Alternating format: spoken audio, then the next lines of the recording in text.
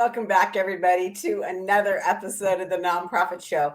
I always tease our guests and our co-hosts that sometimes the best things happen in the green room before we get started. We're talking about the sparkle factor this morning with author and speaker and nonprofit champion extraordinaire, Merle Benny. We were talking about age and wisdom, and one of the three people on the screen did not disclose their age. I'm going to just say, because he's got lots of sparkle. Oops, I might have said who it was, but I made a mistake. But we're going to talk about something about the sparkle factor. What is it? What does it mean? Does your nonprofit have it? I love this concept, and I think it's going to be really, really an interesting thing. So, Merle, thanks for being here. Who we're also thankful for having and who has certainly a lot of sparkle in our lives are our presenting sponsors. And they include Bloomerang, American Nonprofit Academy, Staffing Boutique, Your Part-Time Controller, Interim Executives Academy. If that logo looks similar, but the name is different, it is. Our friends over at Third Sector Company are going through a rebranding, and it started yesterday, and we're really excited to be part of that. We also have partnership with JM2 Consulting and Fundraisers Friday. I'm Julia C. Patrick, CEO of the American Nonprofit Academy.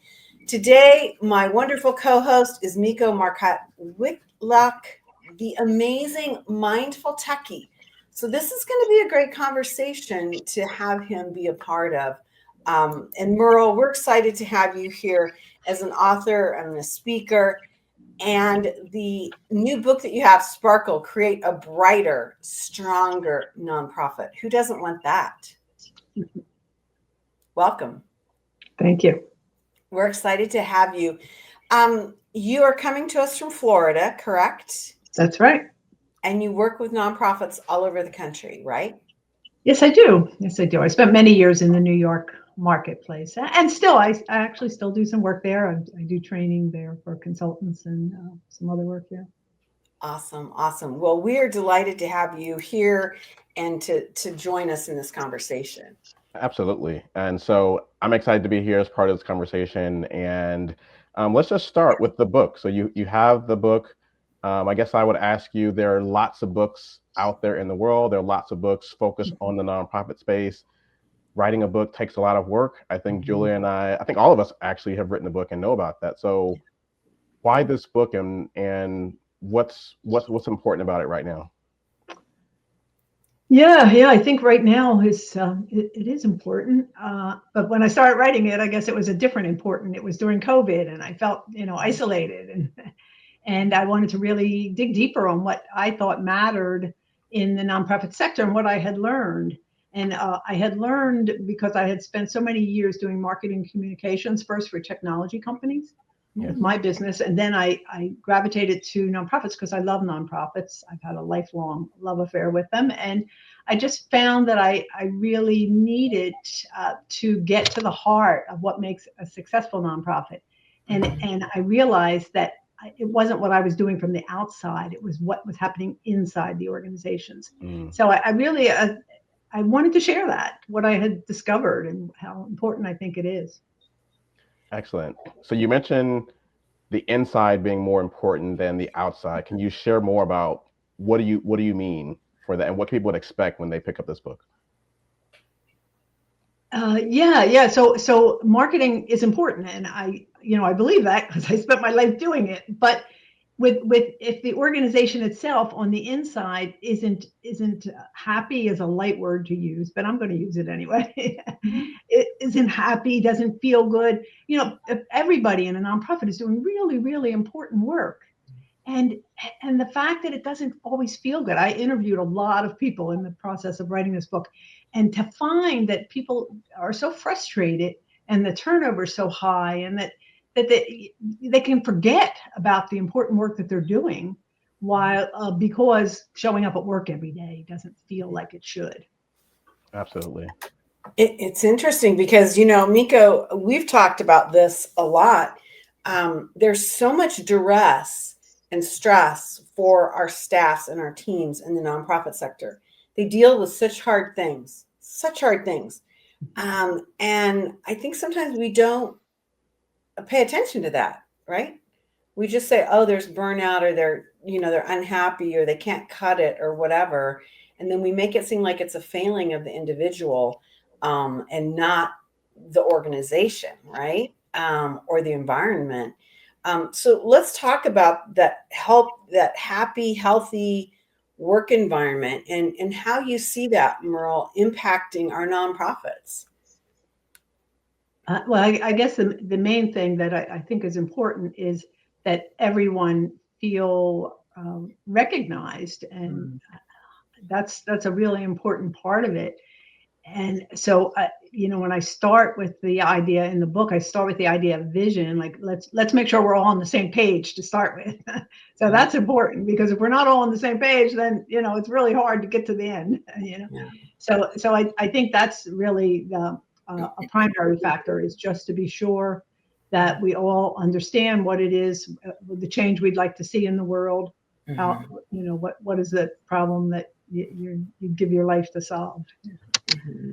That sort of, and some of it's deep, but that's okay, to really look, hard at what it is, that you're doing and why. So shared mission and vision, and you mentioned, I think, appreciation. So can you give an example of what that might look like inside of an organization? How an organization might actually implement that or show their staff that they Good care? question. Good question. Yeah. So what I talk about in the book, in addition to the vision, and I do separate vision from mission, because I think vision is like something that can really catch people's attention, and people can be excited about a vision. It's a little harder to get excited about a mission because it's work. So I always separate vision from mission, because vision is just like, the sort of the bigger picture idea, and also makes it easier to find partners, to find people that think the same. If you're looking at, we're all trying to get to one place and we're all doing it in different ways, then we're partners, and that's not always acceptable, but maybe it should be. And so the next step in that for me is everybody having a voice. So once that vision is clear, everyone should know what that vision is and feel good about sharing it, understanding it, living it. Right. And I think that makes a big difference. But I don't see it when I talk to nonprofits. I see people, the further down you go, the less they feel attached to it. It seems to me that that's a failure of internal communication. And I'm wondering what you think about that, because I think, and then Meico, I'd also love to get your sense of that as well, because I think sometimes the folks that are fundraising or in the C-suite are seeing certain things and they're propelled to do certain things. And then the folks that are on the front lines working with clients sometimes see completely different things, and they don't seem to always mesh. And so I'm kind of curious, Merle, if you ever see that, that's like an internal communication issue. Yes. Yeah. I think that was, sort of the, at the heart of what I realized was that, the external communications are one thing, but what's happening inside, how does it feel, and that's why I sort of center this book around the idea of storytelling, and we all know that stories are, wonderful and catch on and create magic.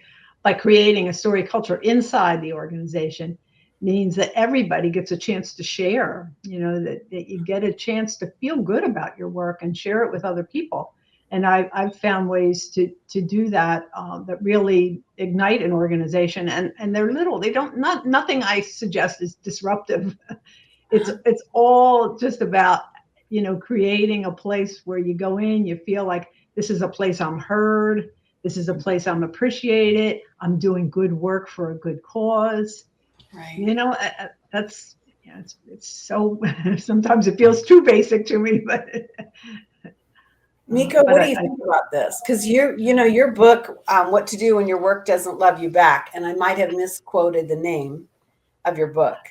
So How to Thrive. Yeah, How to Thrive When Work Doesn't Love You Back. Thank you. Yeah, so I think it's aligned with this particular conversation, and to the point about how we address this gap inside of organizations. I think it's really addressing what I would describe as the imbalance between the inner and the outer work. And to use Merle's example, talking about marketing, organizations might be really good at the external marketing piece, for example. And we put that in the bucket of the outer work, where we're good at the meetings and the project management and the project plans and all those things. But when it comes to the inner work of how connected we are to, as Merle was sharing, the vision, right? The shared vision that we have for the work that we're doing. How are we doing with, creating a culture of appreciation where we have a structure in our meetings, for example, where we're celebrating each other, where we're talking about our wins and our accomplishments, for example. Right. We're talking about the connection, whether you're in payroll or you're the administrative assistant, or whether you're the CEO, or whether you're frontline staff, we're valuing people's contribution that they bring to the work, right? And it's not just, oh, we do this once a year at the annual staff retreat, but it's actually part of the culture of the organization. There are lots of organizations that have a process for doing this, but we have so many examples where that's not the case. Yeah. And part of it is structural, right? Part of it is you're doing so much with few resources and few staff. And so you end up in a place where you're maybe going on autopilot and you're disconnected. Yeah. And it's kind of hard to come back from that if you don't have someone sort of saying, hey, like, let's take a moment to press pause, press reset, and see if we can maybe go a different way. Mm-hmm. Merle, how do you? Great. I'm looking forward to reading your book. Well, and he's a master at this, with such an interesting perspective. But Merle, how do you encourage your team to understand what that sparkle is, to identify it, to almost to follow up on Meico's point, to get people to realize that their voices are being asked for, right? It's because for a lot of organizations, this is going to be a new thing. Yes, it is a new thing, but I don't think most people don't resist it. Yeah.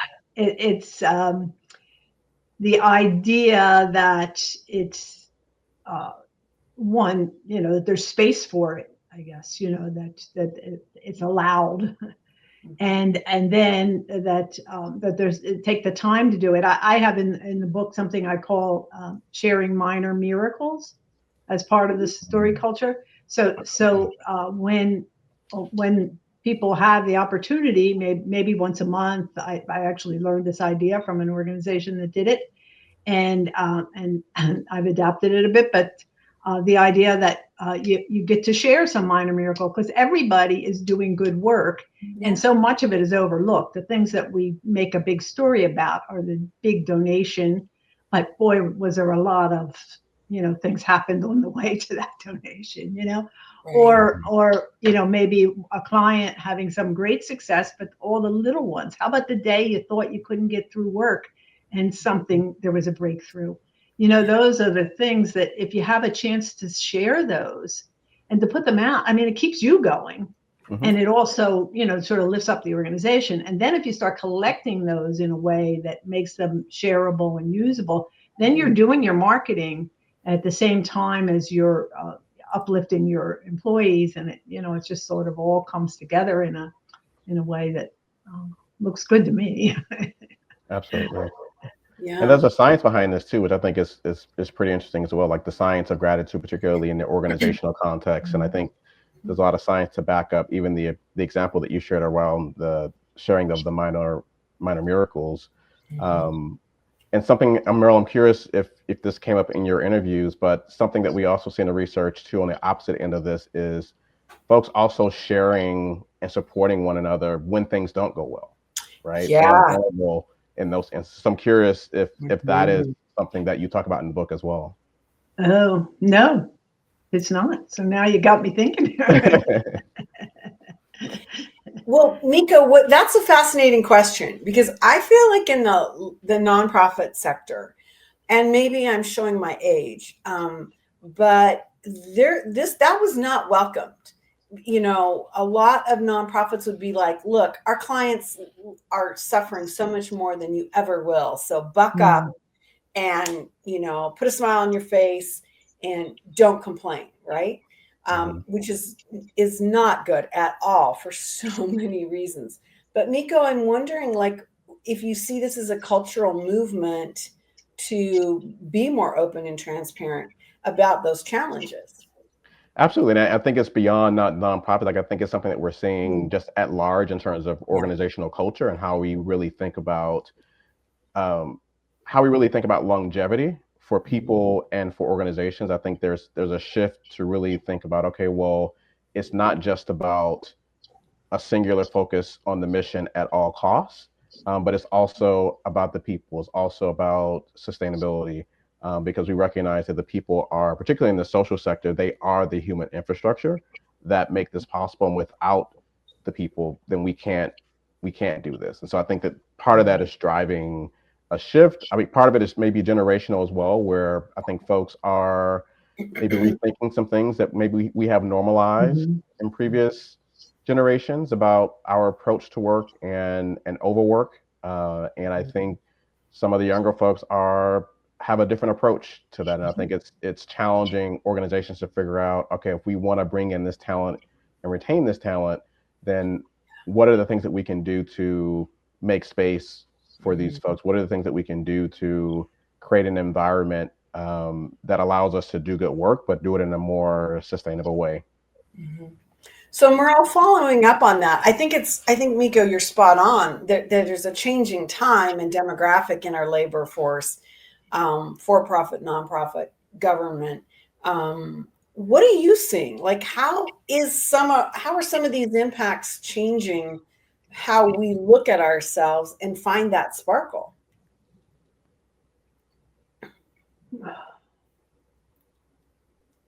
I guess I had a good answer for this, but Well, I don't. I think that some things don't change. no. I think there's a lot that doesn't change. The idea. I do talk to people of all ages, and I have a particular fondness for rising leaders in Mhm. nonprofits. One, because they don't stay long, so we want them to stay, Yes. and because they bring a lot of energy, and they do bring those new ways of thinking. So I do have a real fondness for them, and I want to support them. But when I hear them, they say, I go to a meeting just to be talked to.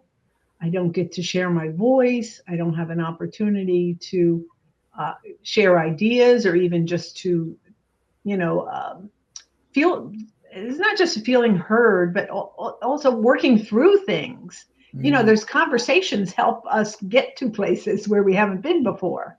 And so without those conversations, without that opportunity to communicate, and also, I mean, the book is divided between communication and leadership inside and outside the organization. So what we do inside in, um, is a big factor in what we do outside the organization. So how Yeah. well we communicate inside is going to impact how we communicate outside. Yeah. How eager are we to promote our organization or to create partnerships or do we even feel free to do that if we're stifled inside? Right. Yes. So, Merle, I'm wondering, so you've talked a lot about the challenges, and I think we could probably spend all day talking about dysfunctional organizations. But one of the things I found in writing my book is that there are so many folks and so many organizations that are actually out there doing good work and are really good examples. So I'm curious, are there more examples that you can share, like with the Minor Miracles example, that can give people some hope that there are organizations doing this, doing it differently, and it's not just theoretical? Yeah. Good question. Oh, yes, yes, there are organizations. Yes, there's sometimes when I talk to an organization about this, while I was doing interview, and they would say, "What's different about that?" That's the way it is here. But that wasn't certainly not the majority. So the idea, and I think sometimes that's in like a time period where you've gone from a founder or maybe a new director, new executive director, to sort of building an organization. You can get in a really good groove, and sometimes before and after that is not Yeah. good. Yeah. It's interesting because it goes back to what you were saying, Meico. I mean, it's the cultural aspect of what's the behavior. What are we expecting everyone to do and in how we participate.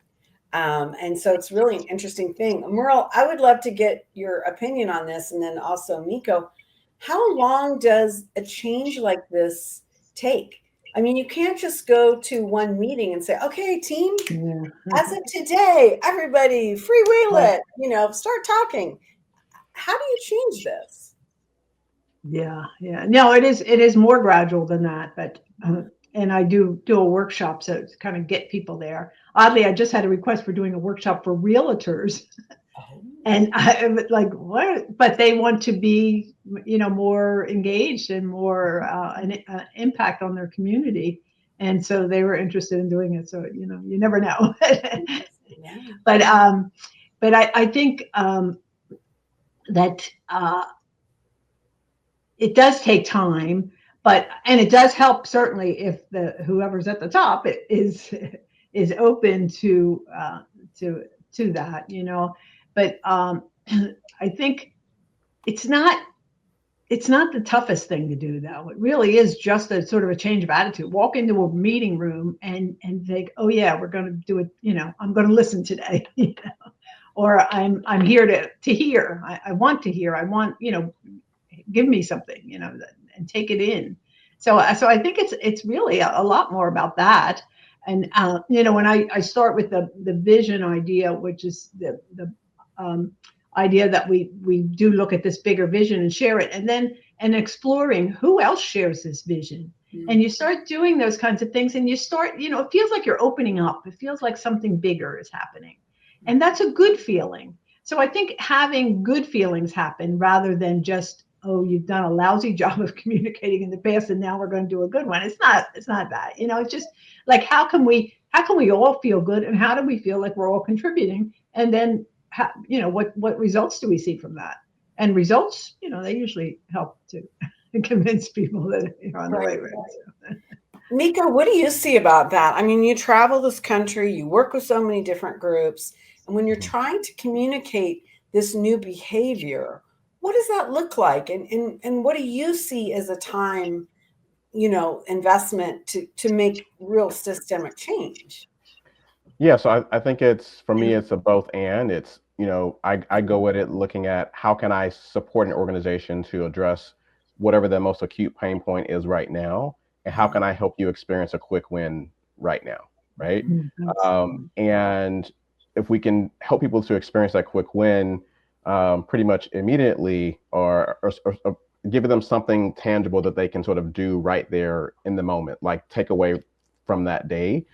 I found that it then lays the groundwork to do what Merle was referring to, which is sort of the long-term change, which is sort of, it's ongoing, right? There's never, from my perspective, sort of a final destination that you arrive at. It's an ongoing practice that we're embodying, that we're putting into practice for ourselves and for our organizations. And so for me, what that looks like is, let's provide a little bit of evidence. Let's just take this, what Merle talked about in terms of the minor miracles and the scientific evidence behind that, giving people some concrete examples or case studies, and then, okay, let's actually practice putting this into practice right now. Let's break up into groups and let's look at, like, can we actually do this right now in real time? And let's reflect on the back end of that. Okay, well, how might you take this forward from this training that we did today, right? And there's so much wisdom in the spaces that we bring together. And so I see my role really as a facilitator and helping to bring out that wisdom, right? Because people already have it, organizations already have it. Sometimes they just need permission to bring it out and to act on it. And so I'm a big fan of just sort of, let's just start small. What's the quick win we can have? And you would be surprised how quickly those small things can actually snowball. And I have the case, I have people that write me and say, hey, we actually did what you said. And we, not only did we do that, but now we're doing X, Y, and Z now. And it wasn't actually as challenging as we thought it was going to be, right? It was, it wasn't hard to get buy-in for it, right? We're doing it, and we're actually taking it, and they've essentially taken the ball and they've run with it. I love it. So Merle, this is kind of, as we finish up today, and this time has flown by, we need to have a a culture of storytelling for our nonprofits. And how are you recommending that we think about this and that we even explain it to people that maybe, to your point, have never been asked, have never been engaged in this kind of thought process or engagement? Right. Well, I always start with a founder story, because those are usually, pretty wonderful things. Mhm. And some people don't know their founder story, but I always find them fascinating, and and they're great stories to tell, because there was somebody who had an idea, or maybe a pain, or some inspiration to do something, and not only did they start that, but then to grow it out of nothing is really quite an achievement. Yeah. And a founder may have been my hero has always been Juliet Lowe, the founder of Girl Scouts. Yes. I learned about her when I was 7, and I have loved her ever since. Me too. But Me too. and some of them, I also have founders that I love and work with now who did it in the last 10 years or so.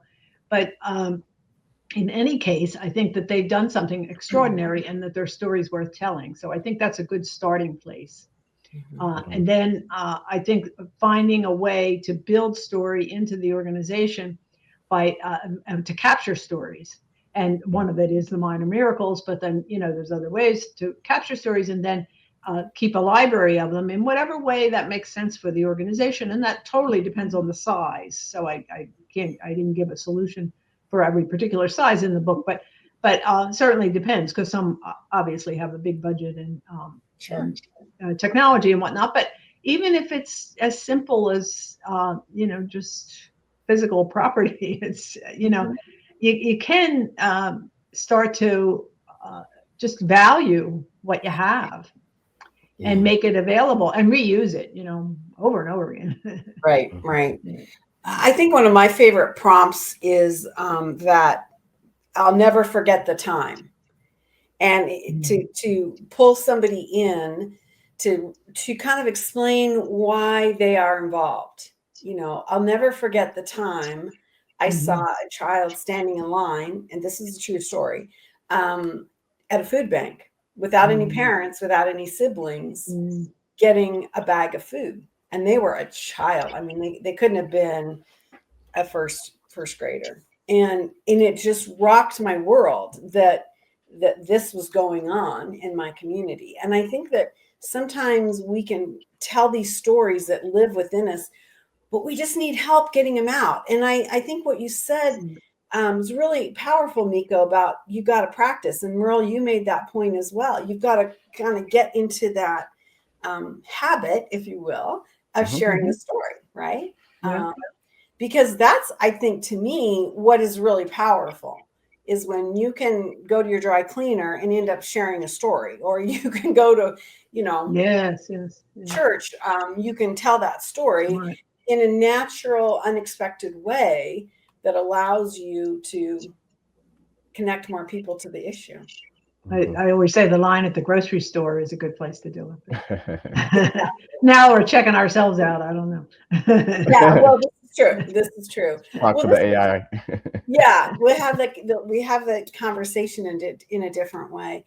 This has been a really interesting issue, and I appreciate Merle Benny coming on and sharing with us, because sparkle is just such an interesting word, but it really says a lot to me. It says a lot, and it probably means different things to different people, right? But Sparkle, Create a Brighter, Stronger Nonprofit by Merle Benny. You can get it on Amazon. You can go to nonprofitchampion.com and learn more about Merle and her work. This is a conversation that continues to evolve, and especially as nonprofits are changing the way they're doing business. Culturally, we're changing the way we do business. I mean, Meico, you brought this up, AI and how we are interfacing with technology. Means we are going to be challenged on how we tell our stories and where and when. And so it's been a fascinating conversation. I'm so appreciative to both of you for joining us today on the Nonprofit Show. I'm also super appreciative of our amazing partners: Bloomerang, American Nonprofit Academy, Staffing Boutique, JMT Consulting, our friends over at Interim Executives Academy, your part-time controller, and Fundraisers Friday. As we end each and every episode, we leave with this message: stay well so you can do well.